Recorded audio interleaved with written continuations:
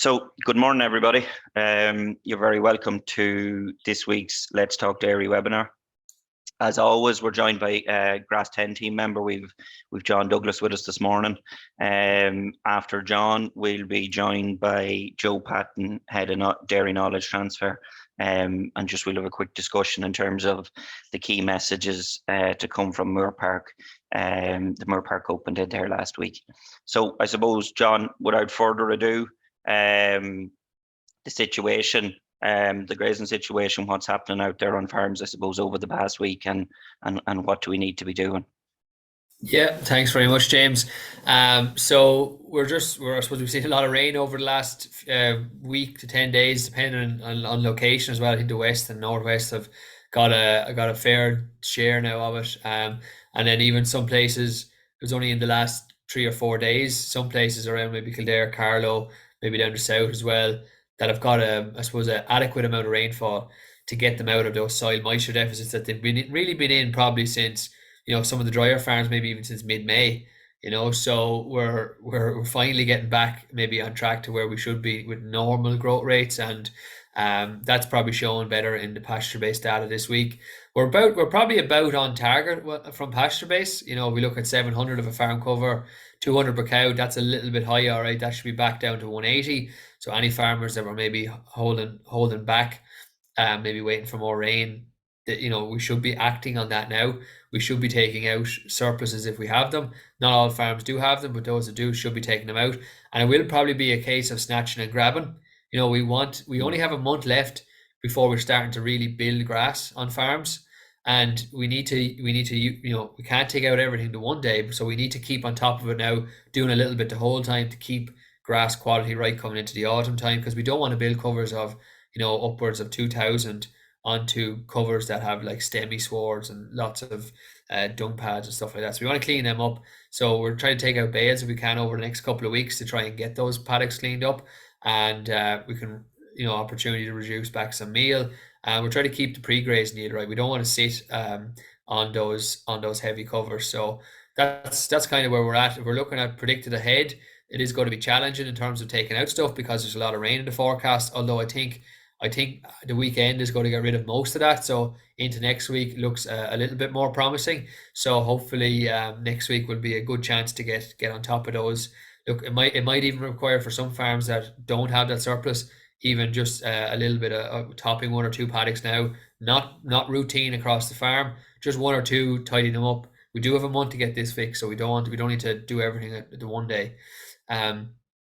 Grass growth predictions then are up in the 60s and 70s for most farms across the country. So if you look at demand there, feeding 3 kilos a meal, demand is 53. So even if that was pulled back, the meal was pulled back there a little bit, you're talking about mid 50s to late 50s of a demand.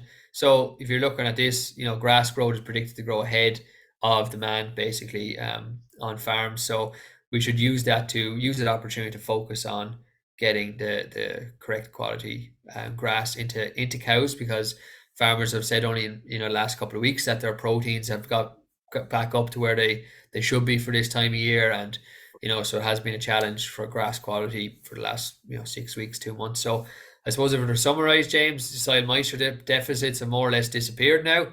Grass growth should be back to normal. So we're going back to normal fertilizer rates, that 3/4 to 1 unit of nitrogen per acre per day. Good opportunity on some clover swards maybe to even get out some watery slurry and replace some of that chemical nitrogen, so not watery slurry like parlor washings, etc. Something that we can pull back. Clover as a second half player, so we can pull back on that. Grass growth is increasing, so that gives us more opportunity to tidy up paddocks, especially by taking them out as bales, which probably some bales have been fed. Lots of bales have probably been fed over the last 6 weeks, so good chance to get feed made on the farm. And just a couple of things then, we also have the Grassland Farmer of the Year competition. We have some walks upcoming. We have one in Laois next Thursday on Mike Walsh's farm. He was the mixed soils, so heavy soils winner. And we've also the Grassland Farmer of the Year competition. It's open this year, so we know there's lots of good grassland managers out there, and we'd be encouraging them to apply for the Grassland Farmer of the Year competition. If you look at this week's Grass10 newsletter, you'll get the details there. Very good, John. So really, I suppose the key messages there, as you said, is there's only really a round and a half left to get farms tidied up, make sure grass quality is good going into the autumn. As surpluses arise, do take them quickly, folks. As always, John, we appreciate that in terms of it's looking a lot better than it was a number of weeks ago. We probably want the rain to stop here a little further north at this stage to get second cuts gathered and the likes. But as always, we appreciate your input. Thanks a million, and we'll see you next week. Thanks, James. Thanks, John. As I said a little bit earlier there, folks, we're joined by Joe Patton this morning, head of Dairy KT. So, Joe, I think we actually have the onerous task this morning. I was talking to a few farmers in Moorpark last week, and they spent the full day in the place, and they didn't get to see everything. But we have to summarise it in 15 minutes. But so look, a good morning, and we'll get stuck into it as such. I suppose in terms of what I will do, Joe, is we'll have maybe a run through the main boards, and if you think there's anything else that we want to discuss, as always, folks, post your questions, and I'll ask them to Joe as we go. So, Joe, in terms of big crowds through the gates of Moorepark last week, I think overall very, very positive feedback has been good.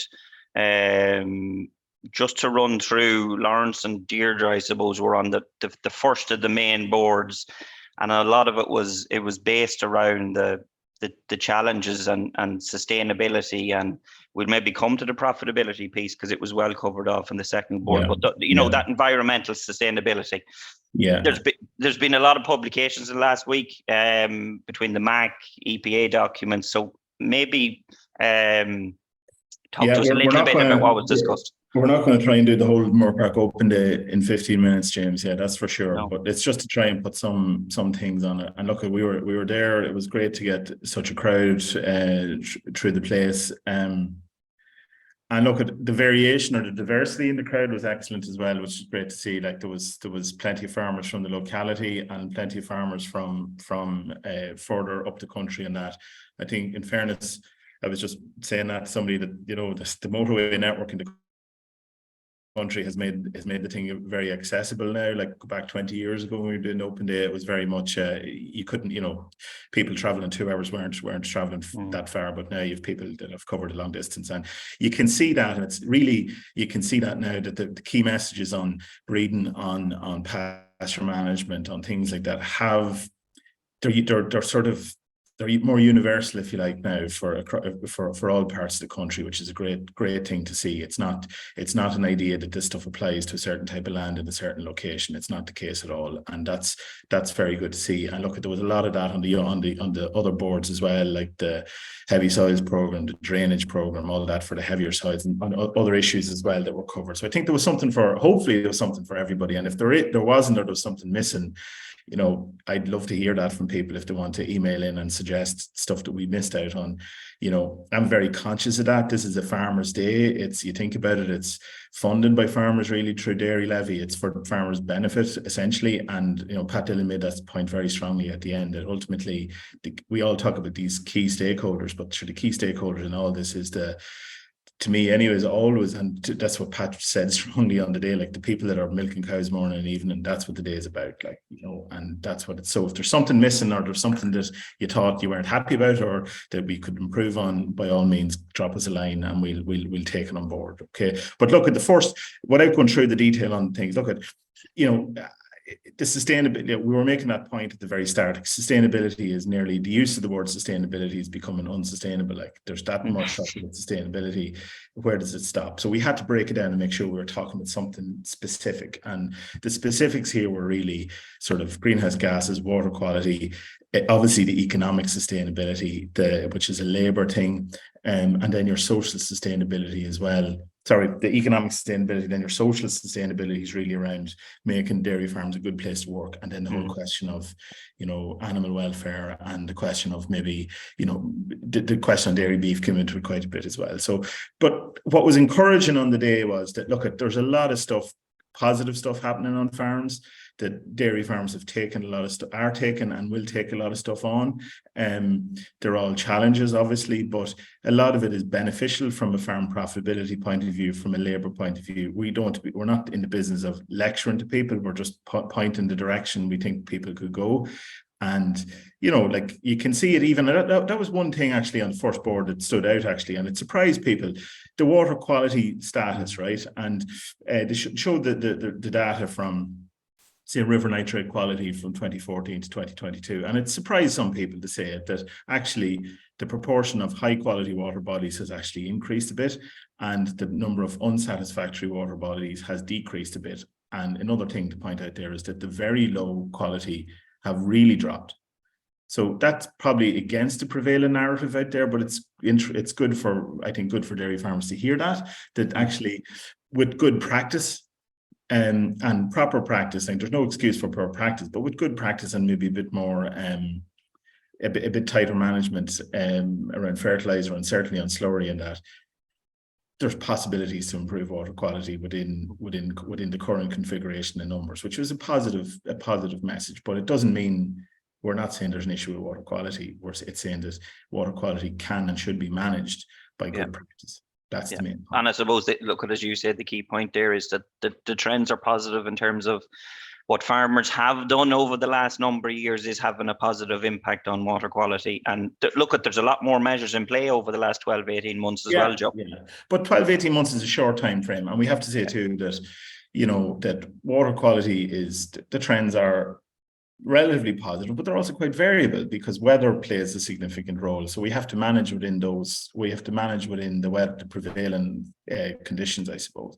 But it's not it's not that we were drawing lines to say that there's a catastrophic reduction in water quality. The water quality is stable, improving slightly, but at the same time, that's not to say that there isn't work to do. There are still too many water bodies that are maybe in the unsatisfactory category, but the route to improving them, you know, good practice at farm level is a major part of that, among a lot of other things. But it's still, we can play our part on that, I suppose, from a research point of view, but also from a farm practice point of view as well. Very good.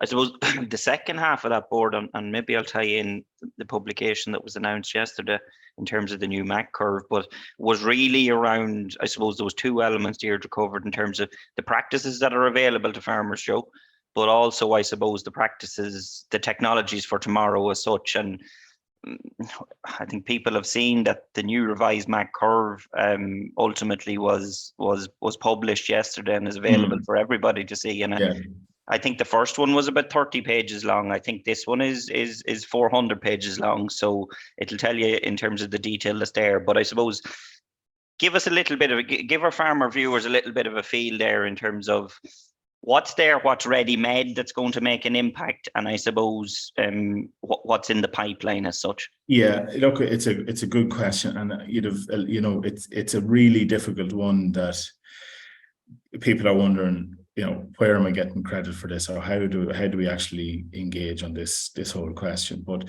look, a couple of things to say here. And it was laid out clearly at the open day, I think, as well, is that there are technologies for, there are practices for today and there are technologies for tomorrow as well. So there'll always be stuff in the pipeline from a research point of view. And, we're asking for some, I don't mean patience, but we're asking for some understanding that these things are ongoing, and there's a lot of stock, like just to make the point, even on something like methane additives.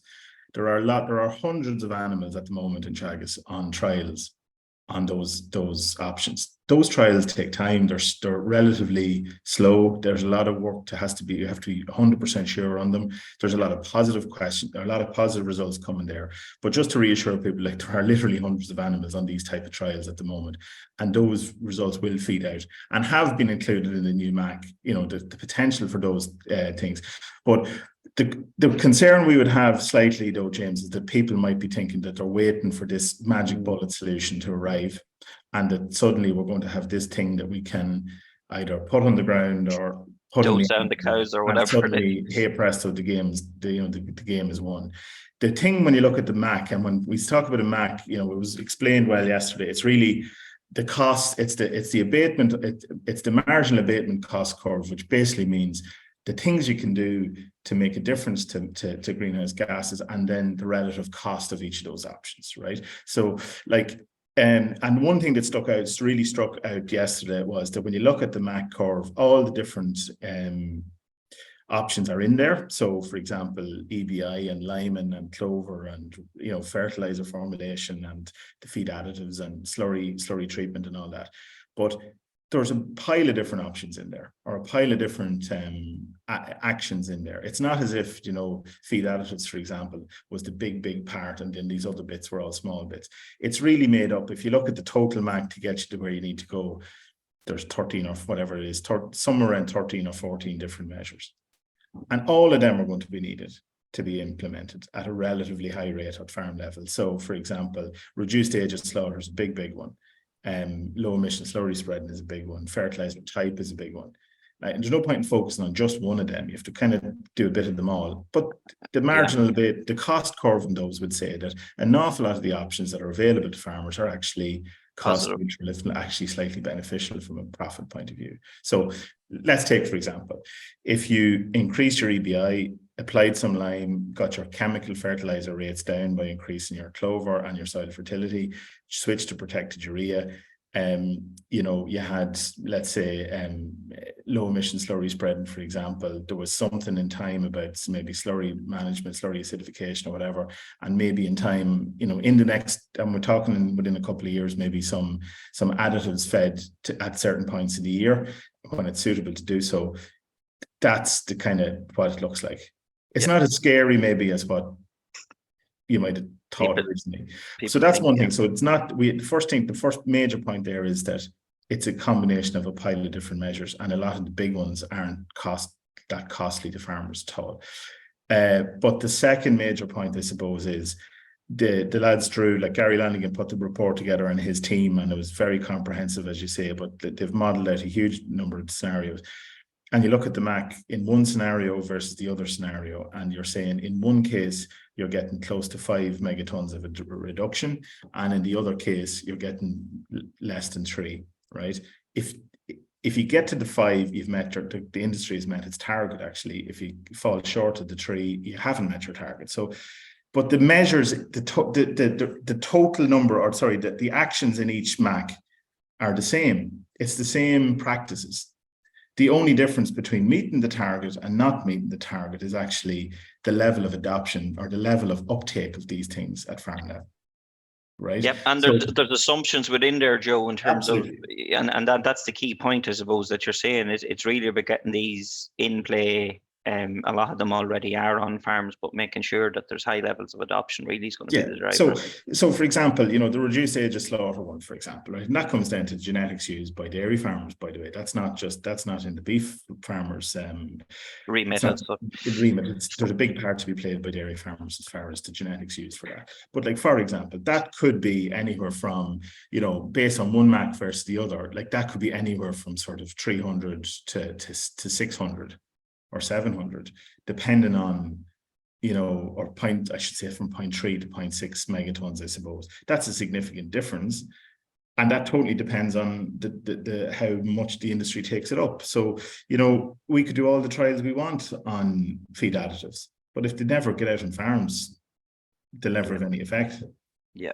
Similarly with DBI. So that's the point. So the big thing to remember, it was very positive, I thought yesterday, actually. I came away from it you know, definitely sort of reinvigorated that this is actually doable, which is a big message, actually, that there's a plan there to say that the industry can meet its significant and its challenging targets, that the technologies are there. There's no silver bullet. There's a pile of different things have to be done, and at the same time, the key part of it is the adoption bit. Can we get more people doing simple things to do it? And that's it, like, which is, geez, it's not bad, like from where we were a couple of years ago, I would say. Yeah, there's a few questions coming in there, and I'll try and fit them in as we go. We have a fair bit to cover, but I suppose one of them was, Lawrence presented the carbon footprint. The average for industry was 0.88 kilos of carbon per kilo of fat and protein corrected milk. this has been revised down as such, I suppose, was the question. You know, have we been overstating it, I suppose, and where is the trend even, Joe, within that? How has that been tracking? Yeah, it's a very good question. And look, you see, I can understand why when people see these things change, it's very easy to, or not easy, I don't mean that, it's very understandable to sort of think, well, sure, these figures, what do these figures even mean, right? So think about this: the original estimation on the methane output was based on work from 15, 20 years ago on sort of chamber work, silage-based diets. As the work in Moorpark has progressed, and in Grange too, and in Johnstown, but across those centres, we can see now, and we've measured it, that the methane emissions from animals grazing high quality pasture is less than what was assumed when we took the original figure. We're not saying that the old figure was wrong, and we're not saying that the new figure is right, but what we're saying is, what we're really saying is that we're getting to a more precise figure, if that makes sense. There will always be room to improve the prediction in the figure, but what we're saying is that certainly based on that we're getting a more precise figure, and the more precise figure would say that the methane output from dairy cows or any of cattle grazing high quality swards was essentially overestimated relative to what it actually is based on what's being measured. Okay, and that makes sense because methane is down to digestibility as well, and then to the composition, and it's very, very different thing to be grazing high quality pasture versus grazing eating semi-silage. So there's issues there, and that will help for sure, and some of the other things as well. So for example, there is new work showing that obviously that we know the story on protected urea and how important that is, and that has to be, we have to be just definitive on that it is the thing to use. And I know there's issues and people say it doesn't work and all the rest of it in dry ground, but that's the work that all the research work is pointing in the wrong direction, that it's very, very positive, right? But like there will be new work coming through that, for example, 18, 6, 10, 12 and 10, 10, 20 will have a lower footprint than sort of more like the 27, 2.5s or that, because of the difference in the nitrogen composition. So all of those things give us a more precise figure, if you get me. So yeah, we are moving down, but we can't rely on more precise measures coming to say that that's the only thing that has to happen to improve the situation, James. We also have to engage the technologies that are there. We can't sit around waiting on a new figure to come for grazing cows and an additive to come to solve the problem. We have to engage on EBI, dairy beef genetics, the question on soil fertility, clover, fertilizer type. Those are things we need to be doing, and these other bits help as well. Okay, we need them all. That's the point. We need them all. We're going to. I'm going to take it now because obviously there was a forum on it and those conversations around it, and then we'll try and maybe move on to some of the other stuff. The conversation around the derogation, the nitrates derogation, 250, 220, the feeling around that, the conversation around that at Moorpark, what was said? Look, yeah. So that question was around. We had Department of Ag, we had farmers as well, and we had Eddie Borges from the Catchments program. Okay, now, okay. So the issue there, obviously, from dropping from 220, 250s out to 220 based on water quality trends. That was the discussion. Okay, and the new maps and all the rest of it. So there are issues around that they were well aired on the day, from the proposed EPA maps plus what DAFM were talking about on the day. I suppose, like, the Teagasc role in this, to be clear, is not, the Teagasc role in this is to provide the data and provide the scientific data for what's happening, right? And really what the Teagasc input to that section on the day came strongly from Eddie on the catchments program. And it was really around the trends in the water quality within those catchments and what's happening there. And he took different examples of catchments that were, let's say more intensive, less intensive, with different levels of stock and rate, different enterprises within them. And some of the catchments that were operating within a high number of farms within derogation at 250, we're showing that water quality was actually improved, stable or improving. And the water quality in other catchments was excellent as well. And then we had differences based on weather. So there's the main point there from the chart was that there is a weather effect, or there is a temporal effect, and that practices might be as important. Practices are more important than the overall load. It's the management of the load is important, right? That's coming from the catchments. Along with that then, and it was on some of the boards where Elodie's modelling work was looking too at, if you take the total amount of difference that's required in terms of in terms of the nitrate losses to water, what is the total what is the contribution, if you like, of each of the different measures? And like the difference on the assumption that there's a well-managed system in place and that there's adequate slurry storage and all of those things are in place like they need to be and should be, that a change from 250 to 220 on a free drain mineral soil, that it was a relatively small effect on the groundwater, or sorry, the nitrate losses to water. That's the outcome of the modelling. It's also probably mirrored by what's happening on the ground in the catchments, right? And that's what Teagasc has to say about it, and it's all there in the nitrogen report. Where it goes after that is a different question, and that's beyond our remit. But that's what the Teagasc data and what the Teagasc report clearly shows, that 250 to 220 is not, in terms of being a definitive slam dunk for improving water quality. That's not what the modelling would show, and it's not what the catchments would show. But at the same time, that's not to say that, you know, that there isn't an issue to be dealt with in terms of water quality. That's a separate thing, but we have to be precise about what measures we take and what changes we make in order to improve the situation where it needs to be improved.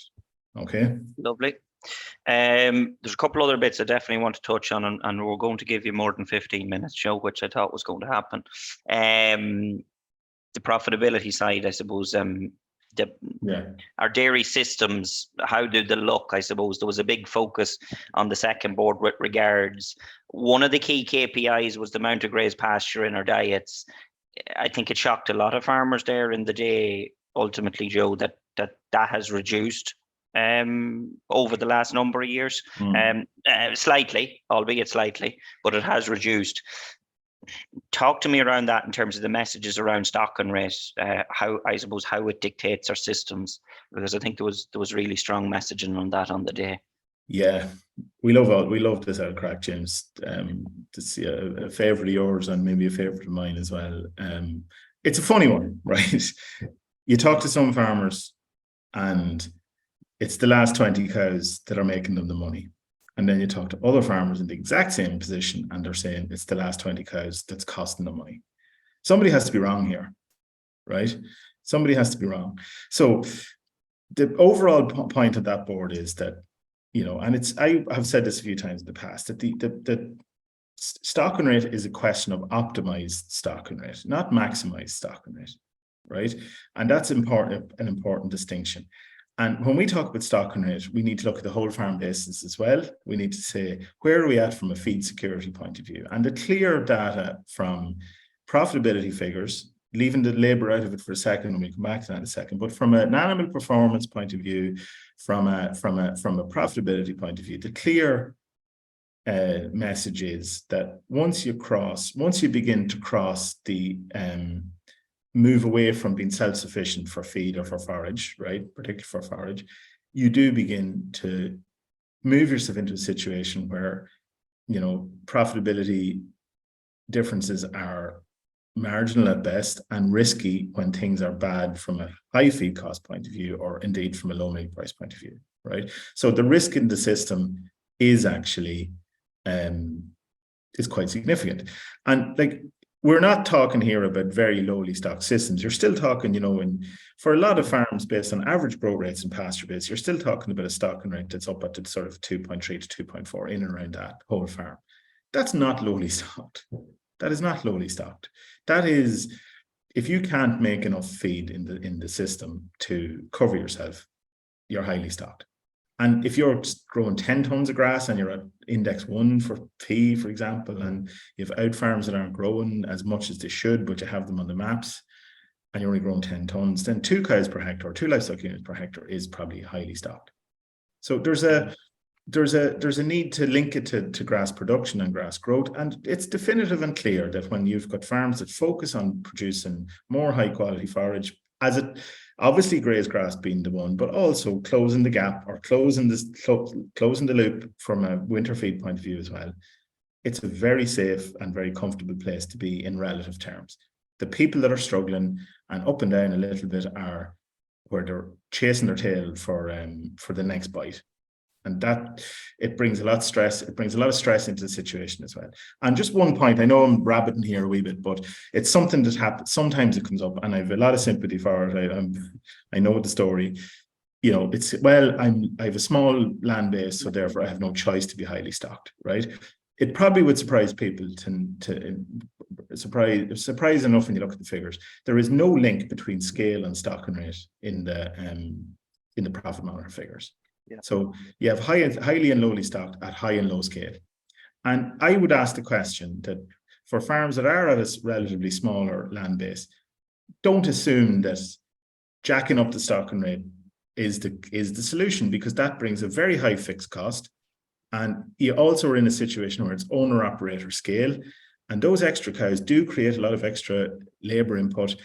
Don't do it. I would be saying that limited land base is a bad reason to be talking about very, very high stocking rates. And I think we have to go further than just saying that. Now we have to do the sums for the individual farm, but don't make the assumption. I know a few people personally actually that are running relatively, you would call them relatively lower scale farms. They're doing a bloody good job with a stocking rate of about 2.4, milking their 70 to 80 cows in around that, and they have a good lifestyle, a good income. They're not stressed. They're not overburdened with capital cost, and they're not looking at squeezing the last out of it and losing their advantage. Actually is they can do things at really low cost. You lose that advantage if you jack up the stocking rate because you think your base is too small. So be careful on that, is what I'd be saying. Yep, very good. So it's really, I suppose, the message there is for every individual to, what are you growing, and ultimately as a result, what stocking rate can you efficiently sustain? It's age-old stuff, really. It's the one, you've got people that maybe invest heavily in additional machinery or whatever in order to carry these extra few cows, and don't do your sums based on averaging those decisions across the whole herd. Do the sums based on the extra cows that you're carrying. So if you're going to produce, and if you're going to carry an extra 15 cows, for example, and do another 80,000 litres of milk, for example, the cost of all those additional things that you have to do to carry those cows should be costed against that extra 60 or 80,000 litres, not against the whole milk pool. And the sum looks different if you do it that way. And as you said, the conversation there around stocking rate isn't policy derived. It's ultimately there. It's economic. You know what I mean? Not to get confused there. Absolutely, and it's a very important distinction. And I think we have to keep those two things separate. The optimal stocking rate from an economic point of view is one question, and that has to be looked at on an individual basis. The question of a stocking rate versus water quality is an entirely different question. They sound like the same thing, but they're not. And we have to keep those separate in the conversations, because it's not, to me, it's not a good. We could end up sort of getting cross wires there if we start talking about legislative stocking rate versus optimal from an economics point of view. Those two things mightn't be the same thing at farm level at all. Yep. One thing I've seen got a bit of interest, and just keeping an eye on Twitter. This whole question of labor, Joe, and labor efficiency. Too much time in your hands, James, if you're spending it all on Twitter, so you're not busy. It's not within the working day, so it's all right. Ultimately, I suppose there was a little bit of, I suppose, discussion around this idea of a 50-hour week in spring, and I don't know, was the point lost a little bit in terms of the conversation around labor efficiency and what drives it, maybe, rather than is it 50, is it 60, what is it? And that's going to differ slightly for farms, but explain a little bit, I suppose, in terms of the discussion there on the day. Yeah, it's a good question. And, I suppose it was said to me along the way too, 50 hours a week, like, is that what he is on about? Is that realistic at all? I suppose, look, it's a tricky one. And first thing to say, there's nobody under any illusions. Like, remember that most people, or a lot, I'm not saying most people, but an awful lot of people that were on duty on the day, they grew up on farms, they know the story, they know what it's like, they've got family members at home, they've got doing some helping it themselves. We know what it is, what a dairy farm is like in the spring. There's nobody under any illusions around that. And the 50-hour week for the individual at the peak point of the year is not probably doable, and there's nobody saying it is, right? We accept that. There's obviously a peak period of work, right? But the interesting part of it is, it's, to me anyway, right, we can say, you know, there's such a focus on labor in the spring, and rightly so, because the work needs to be done. Obviously, the work needs to be done. But there's also an interesting dynamic out there, and Martina Gormley's work has picked this up a little bit, is that the working day doesn't shorten from now on in the year. So from July to December, the working day doesn't actually shorten by that much, right? And that's a legitimate question. Why are we... like I would argue, I would say, it's forget about the spring for the moment, and that's a separate issue because that has to be dealt with. It's a peak period, and we have to suck it up in a way, and that's the wrong term, but you know what I'm saying. The question is more about this time of the year.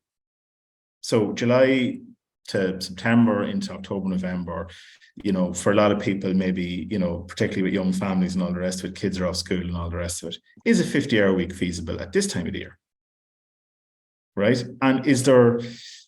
I'll say it, and I'll be shot for saying it, but is there a culture of presenteeism on dairy farms in a way?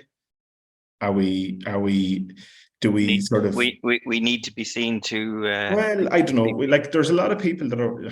I know, again, this is not... I'm only asking the question. I'm not saying... You can say no and tell me I'm wrong. That's fine. But there is a thing, and it's in the data, and you can see it there. There are certainly, when it's less busy times of the year, there is a sort of a waiting around to milk type of a thing happening, and that's fine. I mean, I would say that on a lot of farms, on average, they could take an hour and a half out of the day very easily by moving milking time. You know, average milking time is still after 5 o'clock. It could be back to 3:30 or 4 this time of the year and onwards. And that could take every day of the year, or every day from now on, that would take that's taking 15 hours a week out of the day. Sorry, 15 hours a week out of the week. So there things can be done. So I don't think we should be arguing over the 50-hour week and saying it's unfeasible. I would be saying we have to be there. We have to be there from an animal performance and animal welfare point of view for all of those things in the spring, no question. But we have to get help in at that period. But to me, the bigger challenge in a lot of dairy farms is, can they rationalize their workload after the peak period? You know, it's a related question, and I'm not saying that. I think people need to ask that question of themselves. You know, can they cut 15 hours a week out by changing a few practices? And I think on a lot of farms it could be the case. And there's things there I think maybe were maybe missed, and that headline figure was caught. And it's things around facilities, technologies, a little bit of work organizations. You know, all of those things is where it's at.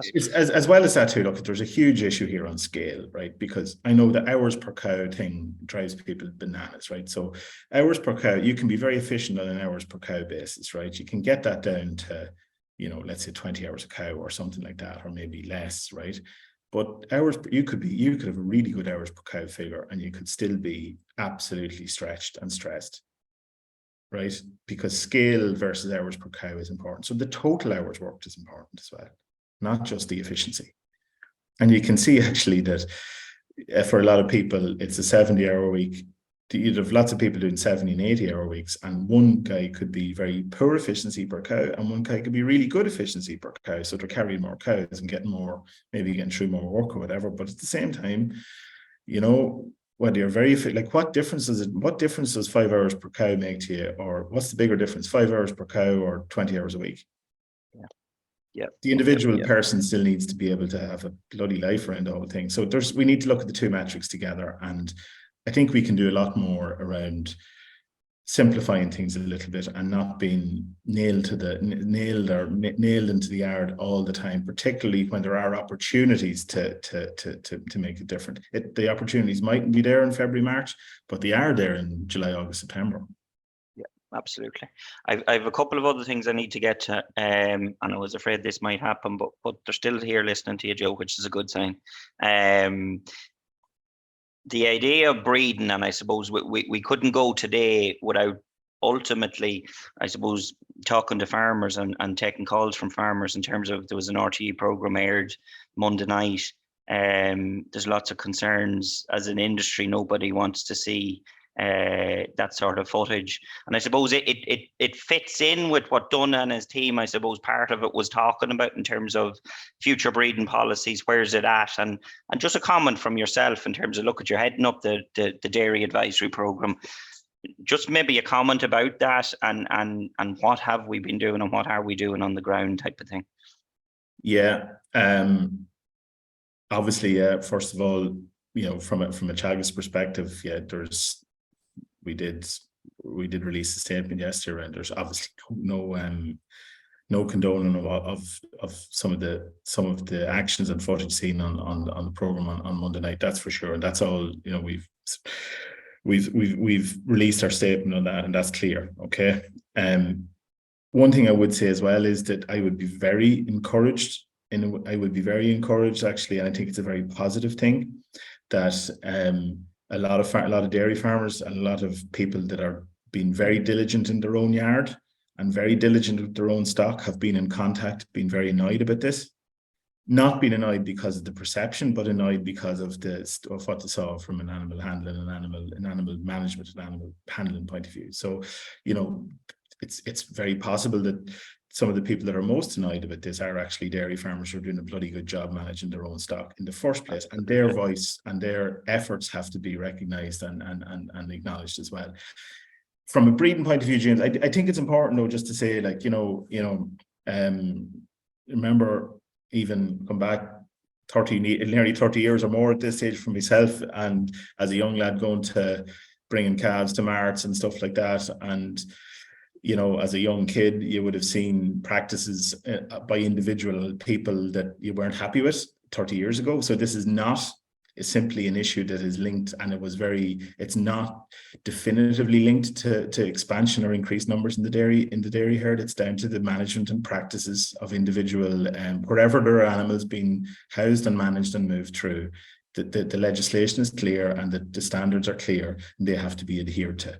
Whether that is in 1995 or 2005 or 2015 or 2025, these issues they're there in certain cases, and they have to be regulated out of the industry. So to me, it was a lot about poor practice, and I think it's dangerous enough to be saying that it's driven entirely by expansion or by scale.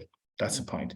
Second quick point on that, again, and a similar one, to me, it's not legitimate to draw the line between larger herds and poor welfare.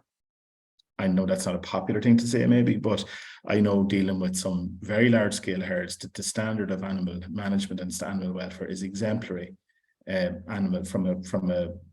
From a management point of view, from a calf mortality point of view, from lameness management, all of those things, fantastic effort, and really, really strong. So it's not down to scale of operation. And on the other hand, you have some smaller scale herds where you would say exactly the same thing. The animals are minded like pets, basically.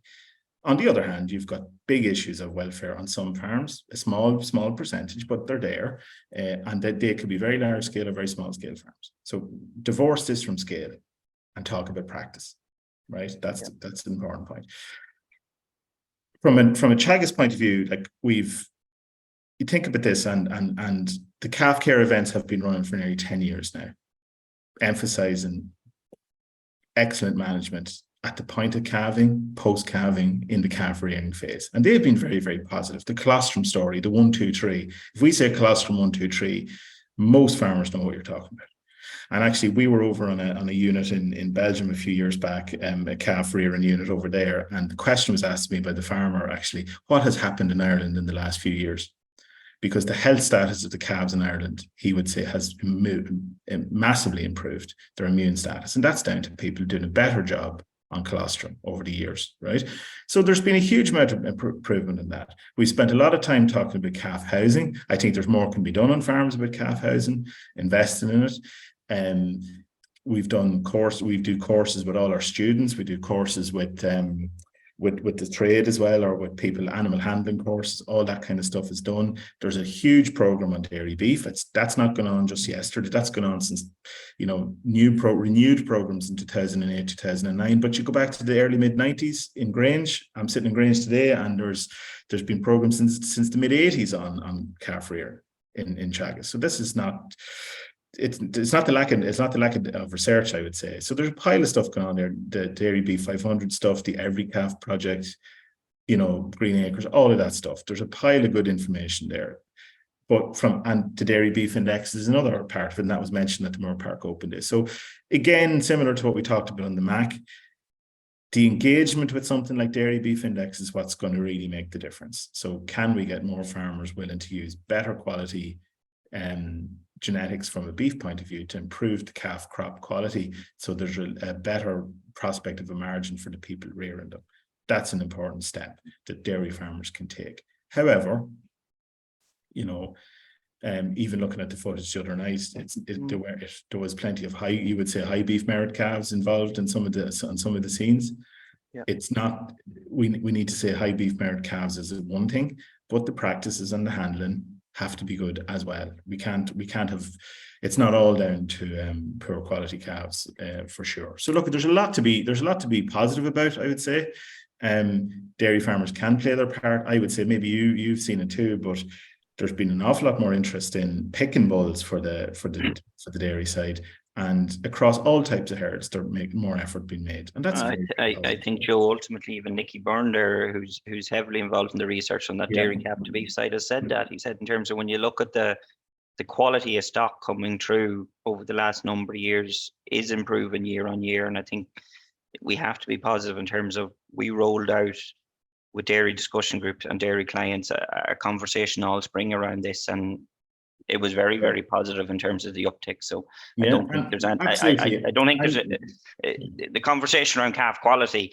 Calf quality from a beef merit is improving all the time, but as you say, that isn't going to cure any issues with regards in terms of the handling of livestock and that. But those are legislated for, and that needs to be, we need to be clear on that. But we do have to say, though, and I think it's maybe one thing I would just say to, we've tossed this around with some groups and whatever else. There was an interesting point that one chap made to me at a meeting down the country a few months back. He said, look, his perspective on this was he has to go in and identify within his breeding policy where the biggest risk is on producing calves that would be lower value calves. And he would say that, like, the male calves from heifers would be an issue if they're from a dairy, from a dairy heifer. With a male dairy from a heifer can be a very small calf. They can grow into a very acceptable animal, but at that at that age at sale, there can be smaller looking than they should be. So, like you're saying, that, okay, how do we go in and say, well, using sex semen, using dairy beef, using maybe more AI overall, can we target the animals that are least that are highest risk, and in terms of having a lower value calf, and make sure that they're covered with something that produces either a heifer calf or a higher beef merit calf overall. And targeting the breeding is the thing. Like, to be fair, we have people that are on the Dairy Beef 500 program that really like rearing the Frisian bull calf. And there are some very good quality Frisian bull calves born. If they're healthy and well managed and maybe traded farm to farm, they're a very acceptable product as well. But they need that certain level of beef trait. But I think each individual farm can plan a little bit more and say, you know what, I can produce on average a calf crop that's better, but with a particular focus on removing the highest risk animals out of the system. That's absolutely. One last quick point. The last main board was around grassland management and sustainable grazing management. Yeah. Obviously a big focus of clover there in terms of incorporation of clover and reducing our nitrogen inputs.